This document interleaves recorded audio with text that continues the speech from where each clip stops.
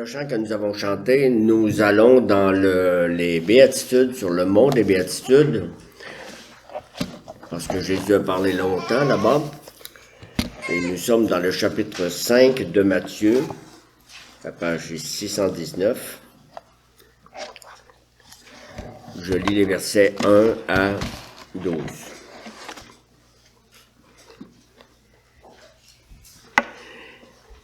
Et avant de lire la parole de notre Dieu, nous allons prier notre Dieu.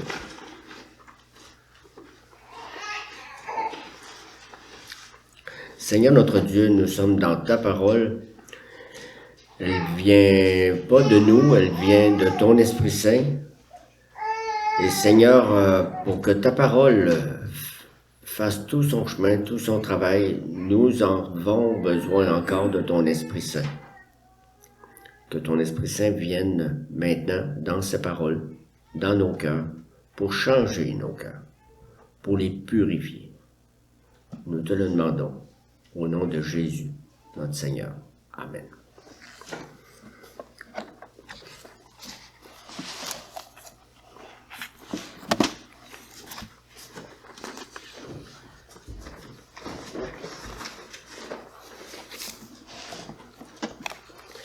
Matthieu, chapitre 5, les versets 1 à 12.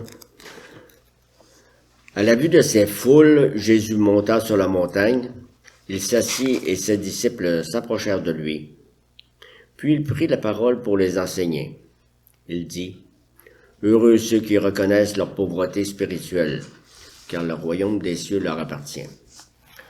Heureux ceux qui pleurent, car ils seront consolés. Heureux ceux qui sont doux, car ils hériteront la terre. Heureux ceux qui ont faim et soif de la justice, car ils seront rassasiés. Heureux ceux qui font preuve de bonté, car on aura de la bonté pour eux. Heureux ceux qui ont le cœur pur, car ils verront Dieu. Heureux ceux qui procurent la paix, car ils seront appelés fils de Dieu. Heureux ceux qui sont persécutés pour la justice, car le royaume des cieux leur appartient. Heureux serez-vous lorsqu'on vous insultera, qu'on vous persécutera et qu'on dira faussement de vous toutes sortes de mal à cause de moi. Réjouissez-vous et soyez dans l'allégresse, parce que votre récompense sera grande au ciel. En effet, c'est ainsi qu'on a persécuté les prophètes qui vous ont précédés.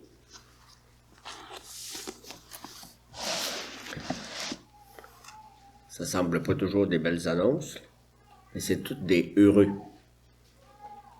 Comment nous pouvons être bénis dans des conditions qui semblent si contraires au bonheur? Et nous nous attachons au verset 8, qui dit « Heureux ceux qui ont le cœur pur, car ils verront Dieu. » C'est quoi un cœur pur? C'est la première partie. Mais allons dans d'autres. Qu'est-ce que c'est que la pureté? Le bon air pur. Est-ce que c'est bon? Des fois, ça donne la grippe, là. Ça fait du bien. C'est bon pour la santé, habituellement, le bon air pur. Au contraire, l'air vicié, l'air pollué, ça nuit à la santé. Et ça cause toutes sortes de maladies, on en entend parler même dans notre ville, même des morts, d'où toutes sortes d'initiatives personnelles et collectives prises pour nous assurer de bénéficier d'un air pur. Si vous habitez Limoilou, vous savez de quoi on parle. Et que dire de l'eau pure? L'eau pure est de son importance. Quand vous buvez de l'eau, vous espérez qu'elle ne contienne aucune impureté et vous souhaitez qu'il n'y a aucun danger pour votre santé si vous la buvez. D'où toutes sortes d'initiatives personnelles et collectives prises pour nous assurer qu'on a de l'eau propre, de l'eau pure. Et que dire du cœur pur? Est-ce que c'est aussi important le cœur pur? Bien sûr. Heureux ceux qui ont le cœur pur, dit le Fils de Dieu, car ils verront Dieu. Donc, si on y va par voie de conséquence, ceux qui n'ont pas le cœur pur ne verront pas Dieu. Voir Dieu, c'est le summum bonum, excusez l'anglais, comme on disait autrefois, c'est-à-dire le souverain bien, la chose la plus importante de toutes. Heureux ceux qui ont le cœur pur, car ils verront Dieu. Mais c'est qui a le cœur pur? Le livre des Proverbes pose la question de la façon suivante, Proverbe chapitre 20, quelqu'un peut-il dire « Je suis pur de mon péché » ? La réponse est non, personne peut dire ça. La Bible dit « Qui fera sortir le pur de l'impur » ? Job chapitre 14. Personne, littéralement, ça veut dire pas un seul homme ne peut faire en sorte qu'un être impur devienne pur. Donc, on va poser la question sur qu'est-ce que le cœur? Mais on a affaire à quelqu'un qui a inventé la transplantation cardiaque et je me purifie sans arrêt. Le cœur. Depuis l'entrée du péché dans le monde, tous ceux qui viennent au monde naissent avec un cœur impur. Qu'est-ce que le cœur? Dans la Bible, le mot cœur est pas utilisé pour parler d'un organe qui pompe du sang. Il est utilisé pour représenter l'être intérieur, le siège des motifs et des attitudes.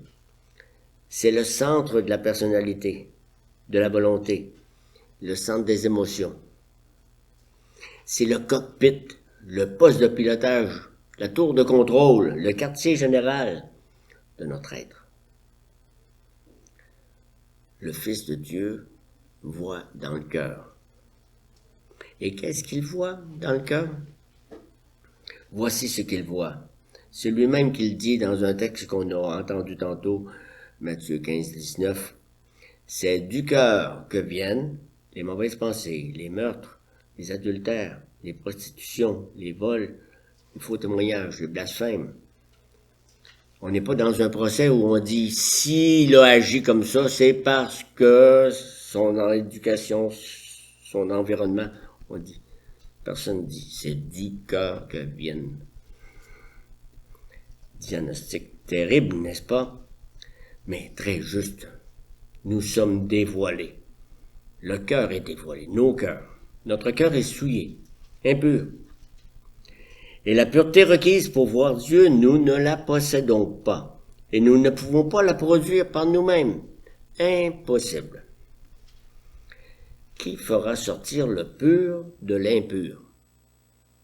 C'est une question que la Bible nous pose. Et on connaît très bien la réponse. C'est personne. Personne parmi les impurs.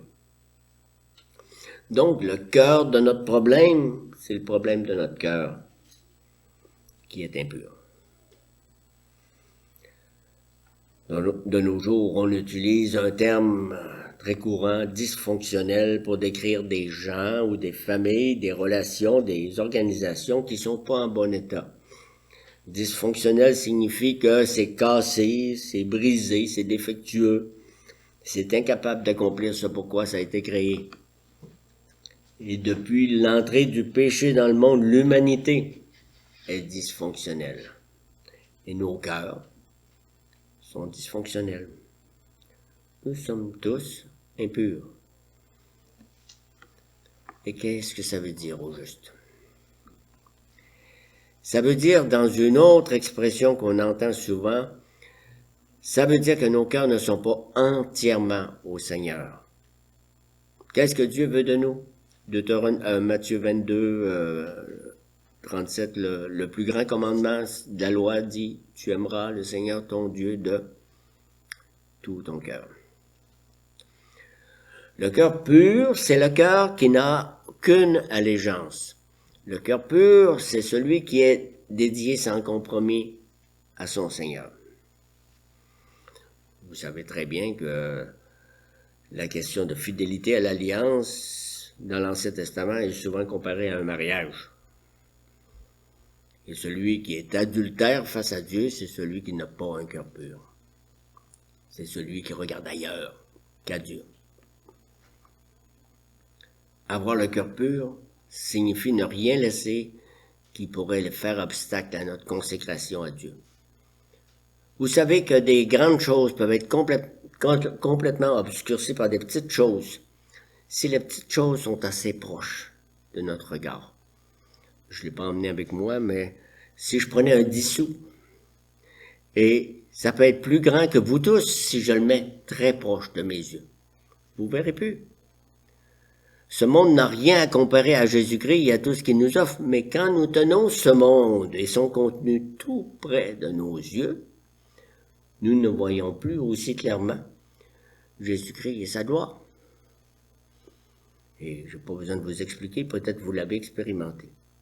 La valeur de ce monde grandit alors hors proportion. Nous faisons des compromis, notre allégeance n'est plus au Seigneur seul. Le mot pur, dans cette 6e béatitude, une autre explication, le terme en grec katharoi, et notre mot français catharsis, qui est utilisé en psychologie, vient de katharoi et ça vient parler d'un nettoyage de l'esprit. Le sens fondamental de catharsis est de ôter la poussière, la souillure, la saleté, la contamination. Il signifie aussi quelque chose qui n'est non mélangé, non corrompu. Et quand on applique cette notion-là au cœur, c'est l'idée d'une consécration totale au Seigneur. Vous voyez que ça s'approche beaucoup de être saint. La pureté du cœur désigne celui qui aime Dieu de tout son cœur, Deutéronome 6. Il voue une loyauté sans réserve au Seigneur, il n'est pas divisé. Un petit peu au Seigneur, et un petit peu. Au lieu d'avoir un cercle tout entier avec « je suis au Seigneur », c'est un cercle avec des pointes de tarte. Le Seigneur, il y a une de mes pointes de tarte. Vous comprenez bien qu'il n'est pas question ici d'avoir une façade de pureté, tout en ayant le cœur sale et souillé. Puis il y a des bons exemples de ça dans les Écritures. Parce qu'à l'époque de Jésus, les pharisiens et plusieurs autres chefs religieux étaient des spécialistes de la façade. Ils essayaient de donner l'impression qu'ils étaient plus purs que la pureté même. Jésus, qui voit le véritable état du cœur, a dit « Malheur à vous », si je vais dans Matthieu chapitre 23, il dit « Malheur à vous, scribes et pharisiens hypocrites, parce que vous purifiez le dehors de la coupe et du plat, alors qu'en dedans ils sont remplis du produit de vos vols et de ce que vos désirs incontrôlés convoitent. Purifie premièrement l'intérieur de la coupe et du plat, afin que l'extérieur aussi devienne pur. Vous ressemblez à des sépulcres blanchis qui paraissent beaux du dehors et au-dedans sont pleins d'ossements de mort et de toute espèce d'impureté. Au-dedans, vous êtes remplis d'hypocrisie et d'iniquité. C'est dans les Écritures et c'est le regard du Seigneur sur les gens de l'époque et sur nous aussi. Essayons pas d'aller dans les salons d'esthétique pour se faire une nouvelle façade, parce que le cœur sera toujours visible pour le Seigneur. Je prends une autre expression, celle du réformateur Martin Luther, qui a donné une tournure cocasse à cette distinction entre la pureté intérieure et la pureté extérieure. Il est allé jusqu'à opposer la pureté du cœur à la saleté physique. Il écrit, Martin Luther, « Jésus-Christ désire que notre cœur soit pur, bien que notre apparence puisse être noire de suie et de crasse, soumise à toutes sortes de travaux sales. » Il prend, je ne sais pas si vous avez déjà lu Luther, il prend des exemples bien concrets et parlants. Bien qu'un laboureur, un cordonnier ou un forgeron puisse être sale, couvert de suie et sentir mauvais, leur cœur peut être un encens devant Dieu, s'ils méditent la parole et la mettent en pratique. On peut peut-être vous donner le goût d'aller continuer à lire Martin Luther. Je prends un autre exemple. Pour le 80e anniversaire de naissance de Winston Churchill, le Parlement britannique a confié à un artiste le soin de peindre son portrait. Et Churchill a demandé à l'artiste, « Comment comptez-vous me représenter? En chérubin ou en bulldog? » Et l'artiste a répondu, « Je vais peindre ce que je vois. »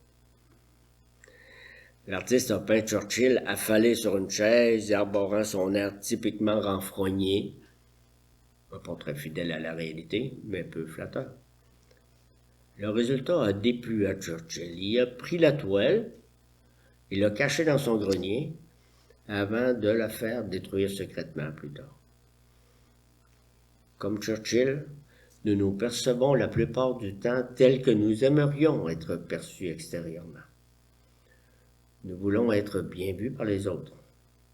Nous travaillons fort sur la façade. Et nous nous efforçons de dissimuler nos côtés moins beaux. Mais le Seigneur voit tout, il sait tout. Il nous dit, c'est ton cœur qui m'importe le plus, c'est ton cœur. L'insistance sur ce qui est intérieur et d'ordre moral est caractéristique de tout le passage que nous sommes en train de lire, de tout le sermon sur la montagne.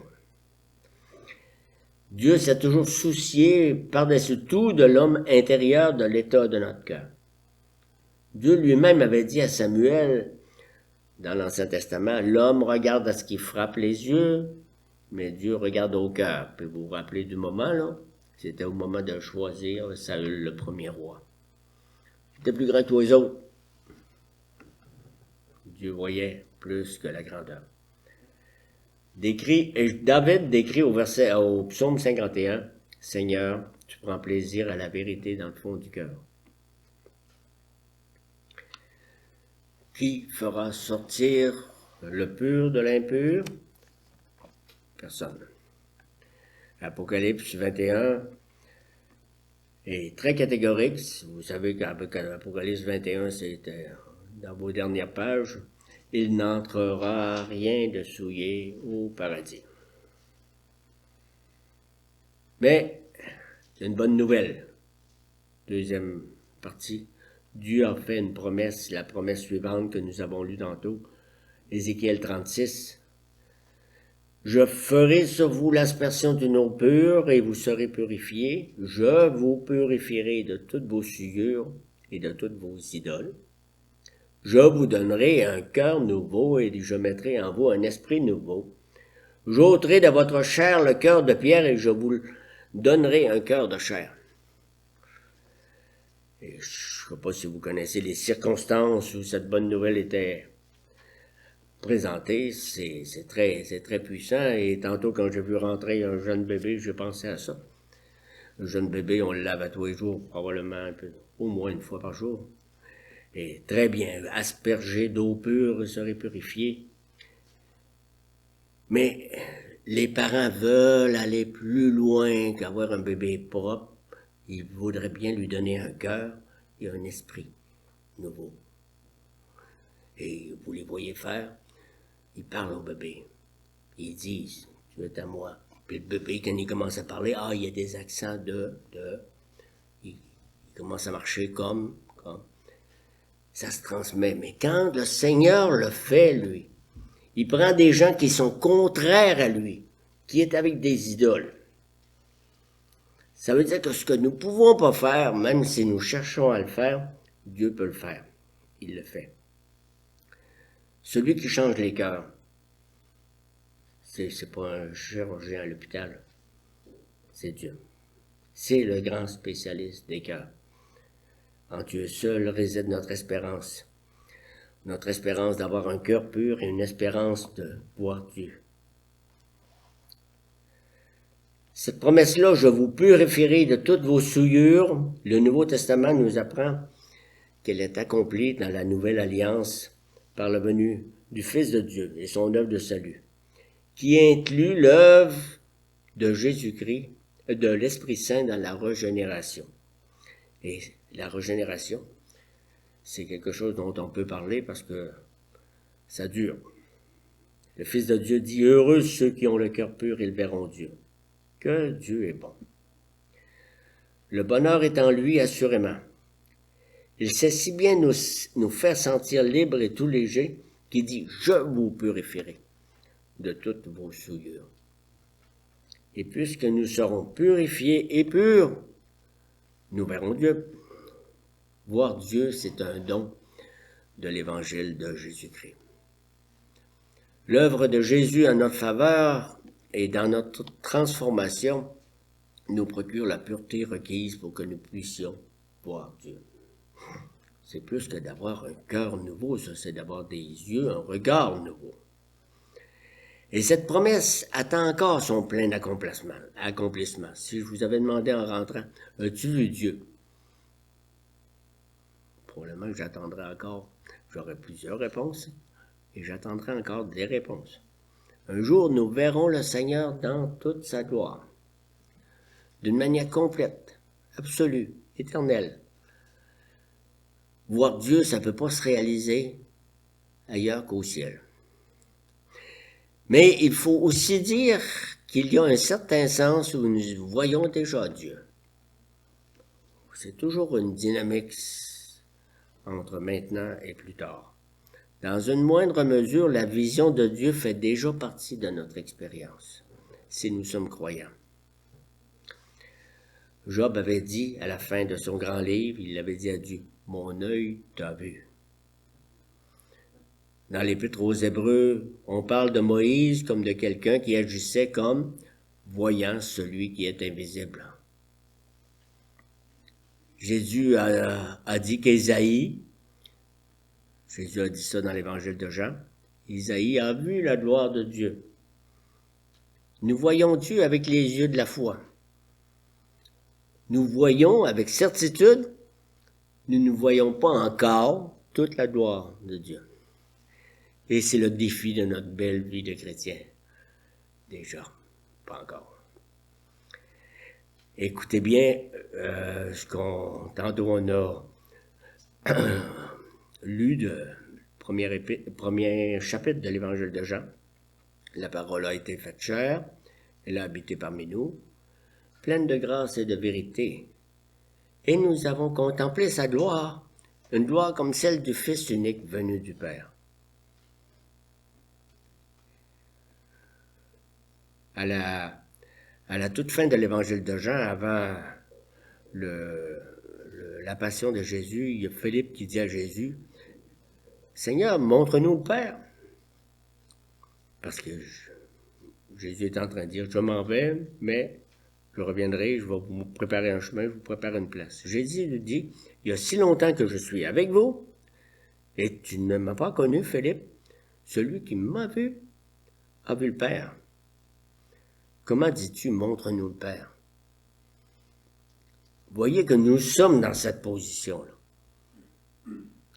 Nous avons vu et nous travaillons à voir mieux et à voir complètement. Donc, ça veut dire qu'on a cette troisième partie.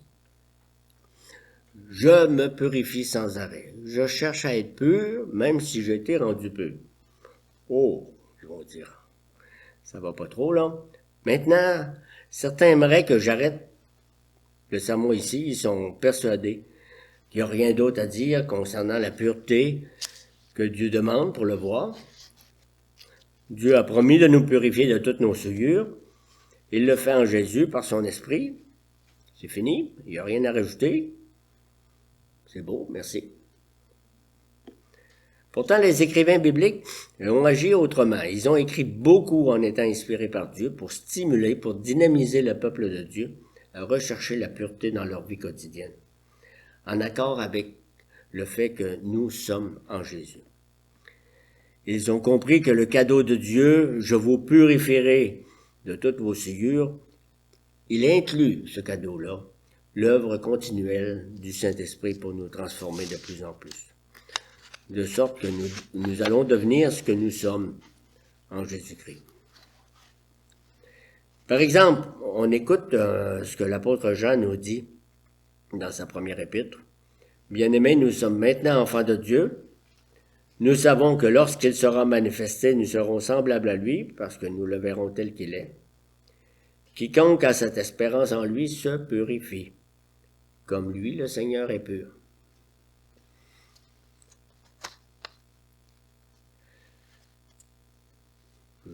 toutes sortes d'images qui me viennent, mais je vais rester avec ce qu'il y a ici. Là. Jean avait écrit plus tôt dans son épître que le sang de Jésus nous purifie de tout péché. La première épître de Jean, chapitre 1. Il avait écrit plus tôt aussi, toujours dans la première épître de Jean, « Si nous confessons nos péchés, Dieu est fidèle et juste pour nous pardonner nos péchés et nous purifier de toute iniquité. » Donc la purification, ça reste à faire. Il écrit aussi « Quiconque a cette espérance de voir Dieu se purifie comme Dieu, comme lui le Seigneur est pur. » Première épître, chapitre 3. Excusez-moi.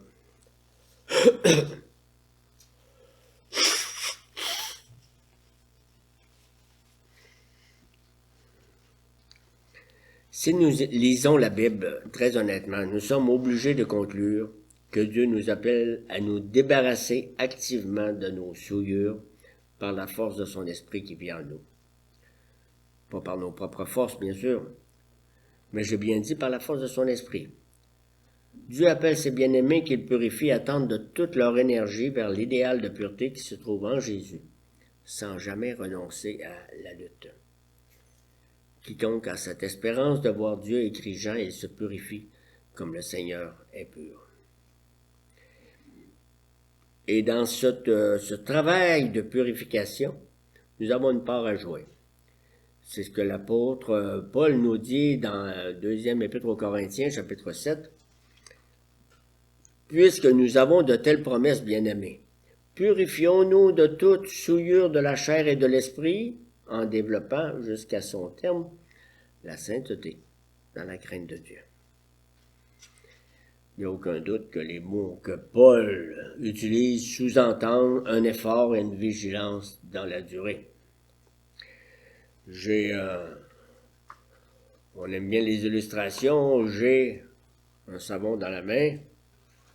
C'est un agent de purification très efficace pour nettoyer les saletés du corps, mais il faut que je m'en serve. Lorsque je m'en sers, je peux dire je me lave, mais c'est vraiment le savon qui me débarrasse de mes souillures. Je pourrais me passer la main dans les cheveux. Si je ne fais pas avec le savon, de même, le Saint-Esprit, c'est le moyen divin que Dieu a pourvu pour notre purification. Dieu nous donne son esprit, et c'est lui qui nous purifie.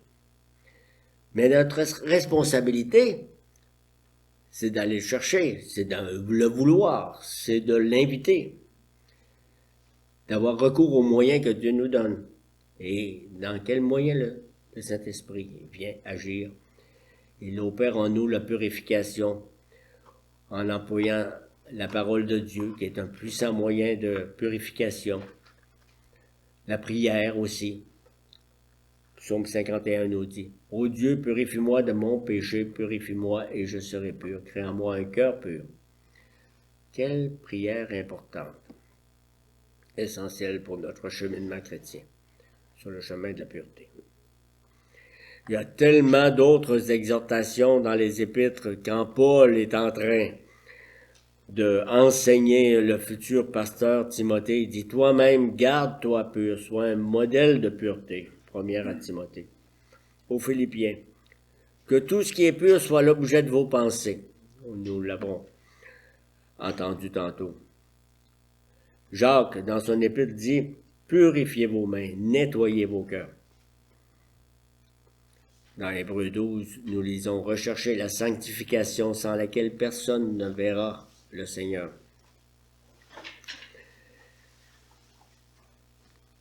Je prends une autre citation qui vient de notre ami Jean Calvin. Il dit « Si nous espérons voir Dieu, il ne peut faire que cette espérance ne nous réveille et nous pousse à nous donner à la pureté. » L'espérance de voir Dieu, c'est pas l'espérance de dire « Bon, voici, si je peux dormir jusqu'à temps que le Seigneur vienne me chercher. » Non. Le bonheur qui nous remplit parce que le Seigneur nous a purifiés de toutes nos souillures et qu'il nous promet que nous le verrons, ce bonheur-là ne nous laisse pas stériles pour la vie chrétienne. Vous savez que c'était une accusation Vous l'avez probablement déjà entendu. C'était une accusation qui était lancée face aux réformés, qui dit « J'ai le salut. Je sais que je suis avec Dieu, que Dieu est avec moi. » On dit « Hein? Ça veut dire que tu ne fais plus rien? Tu es au chômage jusqu'à ta mort? » Et c'est le contraire que nous entendons ici. Il désire un chrétien qui a cette espérance ressembler de plus en plus au Seigneur. Alors, il se purifie. La purification n'est-elle pas l'œuvre de Dieu? Oui, bien sûr. Gloire à Dieu pour ça. Mais Dieu, par sa parole, nous enseigne aussi clairement que nous avons la responsabilité de renoncer au péché, de nous efforcer de vivre dans la pureté.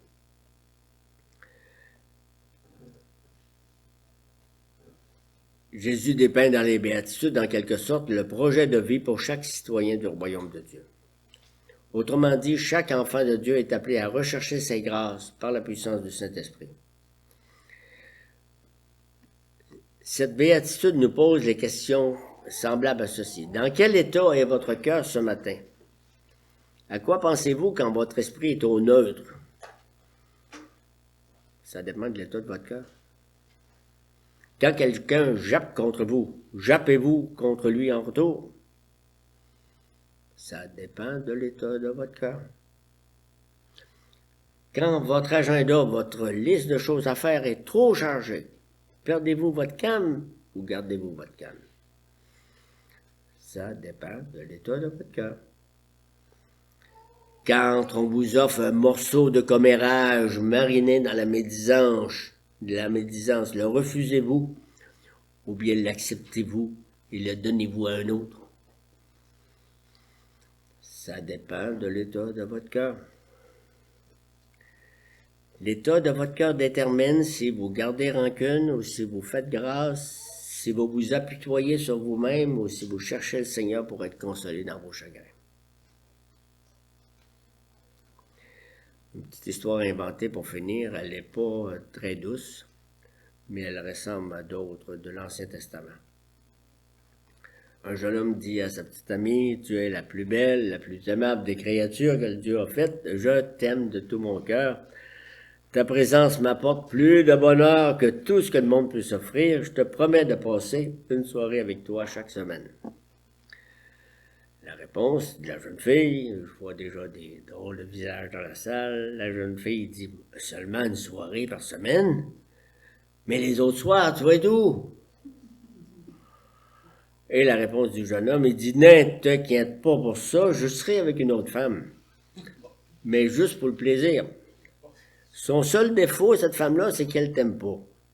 Mais à part ça, nous avons tellement d'affinités, elle et moi, que j'aime passer du temps avec elle. Mais il faut pas que ça te tourne, ne t'inquiète pas, c'est toi que j'aime. » Il n'y a aucune femme sur Terre qui va se satisfaire d'un arrangement semblable, n'est-ce pas, hein? Mais n'est-ce pas parfois de cette façon que nous nous conduisons face à Dieu? Le Seigneur veut tout notre cœur.